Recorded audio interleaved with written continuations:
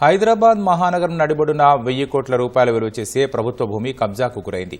ఏకంగా 4.5 ఎకరాల ప్రభుత్వ స్థలానికి తప్పుడు పత్రాలు సృష్టించి ప్రైవేటు వ్యక్తులు ఆక్రమించుకున్నారు. అందులో జలమండలికి సంబంధించిన ఎకరం పైగా భూమి ఉండటం గమనార్హం. కమాండ్ కంట్రోల్కు కోతవేటు దూరంలో ఈ కబ్జా పర్వం సాగడంతో హుటాహుటిన జలమండలి, రెవెన్యూ, పోలీసు, హైడ్రా అధికారులు అక్కడికి చేరుకుని తనిఖీలు నిర్వహించారు. ప్రైవేటు వ్యక్తులు కబ్జా చేసిన తీరు చూసి నివ్వెరపోయారు. రాష్ట్ర రాజధానిలో విలువైన ప్రభుత్వ భూములపై అక్రమార్కులు పంజా విసురుతున్నారు. పలుకుబడి ఉపయోగించి సర్కారీ స్థలాలపై గద్దల్లా వాలుతున్నారు. అందుకు ప్రబల నిదర్శనమే బంజారాహిల్స్ రోడ్ నెంబర్ 10లోని ప్రధాన రహదారిని ఆనుకొని ఉన్న ప్రభుత్వ స్థలం.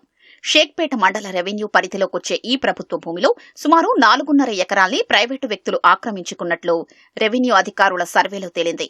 ఆ భూముల విలువ సుమారు 1000 కోట్లకు పైగా ఉంటుందని అంచనా. తప్పుడు పత్రాన్ని సృష్టించి విలువైన ప్రభుత్వ స్థలాల్ని తమ ఆధీనంలోకి తీసుకున్నారు. సర్వే నంబర్ 403లో ఉన్న జాగాలో జలమండలి కోసం ఎకరం స్థలం అప్పగించారు.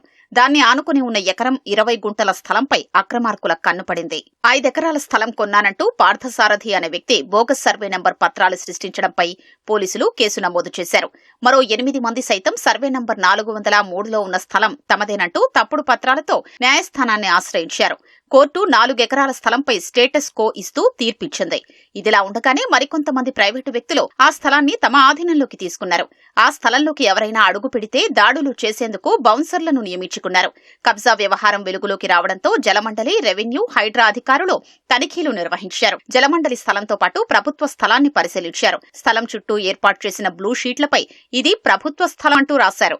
జలమండలి స్థలాన్ని కాపాడుకునేందుకు ప్రహరీ గోడ నిర్మించుకోవాలని సూచించినట్లు షేక్పేట తహసీల్దార్ అనితారెడ్డి ఈటీవీకి వివరించారు.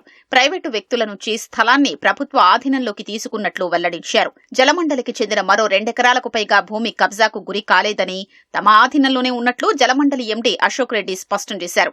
భూ కబ్జాపై హైకోర్టులో త్వరలోనే అఫిడవిట్ దాఖలు చేయనున్నట్లు ఆయన ప్రకటించారు.